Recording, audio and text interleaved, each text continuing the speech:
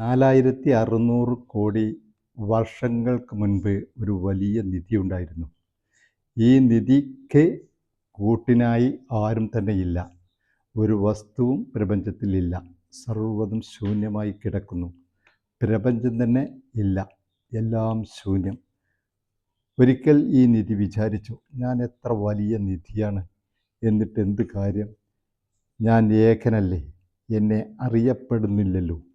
അതുകൊണ്ട് ഈ നിധി വിചാരിച്ചു, എന്നെ ഒന്ന് അറിയിച്ച് കൊടുക്കണം. അപ്പോൾ ഈ നിധി പറഞ്ഞു, ഉണ്ടാവുക. അപ്പോൾ ഒരു ചെറിയ പ്രകാശം ഉണ്ടായി. ഈ പ്രകാശത്തെ പൊതിഞ്ഞുകൊണ്ട് മണ്ണും പല വസ്തുക്കളും ചേർന്ന് വളരാൻ തുടങ്ങി. വളർന്ന് കോടിക്കണക്കിന് വർഷങ്ങൾ കഴിഞ്ഞപ്പോൾ ഒരു വലിയ പിണ്ഡമായി തീർന്നു. പിന്നെയും കോടിക്കണക്കിന് വർഷങ്ങൾ കഴിഞ്ഞപ്പോൾ ഈ നിധിക്ക് തോന്നി, ഇതിങ്ങനെ കിടന്നിട്ട് എന്ത് കാര്യം? ഈ വലിയ പിണ്ഡത്തെ പൊട്ടിച്ച് പല കഷ്ണങ്ങളാക്കി.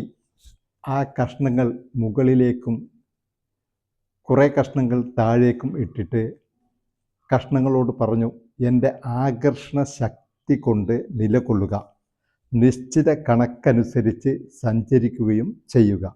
അങ്ങനെ പല കഷ്ണങ്ങളായവ ചലിക്കുവാനും ആകർഷണ ശക്തിയാൽ നിലയുറപ്പിച്ച് കോടിക്കണക്കിന് വർഷങ്ങൾ ഈ നിധി ഉദ്ദേശിച്ചതിനോടെല്ലാം ഉണ്ടാകുവാൻ കൽപ്പിച്ചു.